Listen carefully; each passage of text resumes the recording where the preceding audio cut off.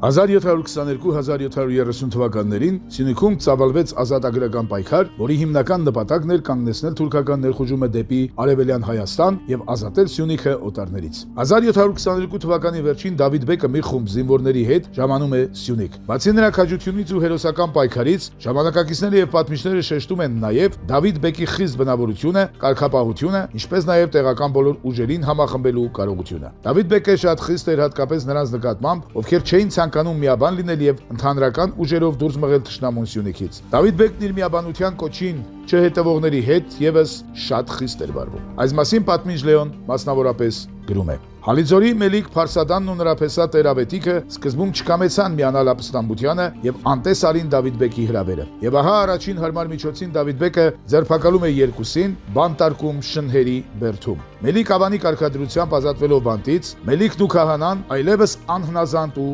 անմիաբան չեն։ Նրանք մտնում են գործի մեջ եւ հանդիսանում են մանավանդ քահանան հերոսներ բազմաթիվ կռիվների մեջ։ Այս ամենը տեսնելով մի շարք մելիքներ եւ զինվորականներ միանգամից միանում են Դավիթ բեկին, քանի որ գիտակցում են հակառակ դեպքում ինչպիսի խիստ միջոցների կարող է դիմել զորավարը։ Ներքին դավաճաններին պատժելուց զատ Դավիթ բեկը չէր հանդուրժում նաեւ վախկոտությունը, ինչը կնպաստեր թշնամու կողմից հայկական զորքերի նկատմամբ հաղթանակին։ Որքան էլ մարտի դաշտում զորավարներն ու զինվորները անվանի լինեին, վախկոտության մեկ դեպքն անգամ բավական էր, որ Դավիթ բեկը պատժեր նմանատիպ զորավարին։ Անվանի զորավարը չներեց նաև Կալերի Պապ զորավարին, ով թուրքերի դեմ պայքարում դրսևորեց վախկոտություն։ Օրդուբադի կողմից մեծ քանակությամբ թուրքեր հարձակվում են Դաշտուն Ավանի վրա։ Նրանց դեմ իր զորքով դուրս է գալիս Կալերի Պապ զորավարը, բայց վախկոտի մեկն է դառնում եւ տեսնելով թշնամու բազմությունը վատաբար փախչում է։ Դավիթ բեկը լսելով այս բանը, անձամբ մի զորաբաժին է տանում թուրքերի դեմ, որոնք կարողացել էին օգտվելով Պապի վախկոտությունից ավերել շրջակա հայ գյուղերը։ Հարձակվողները փախչում են Դավիթ բեկի առաջից,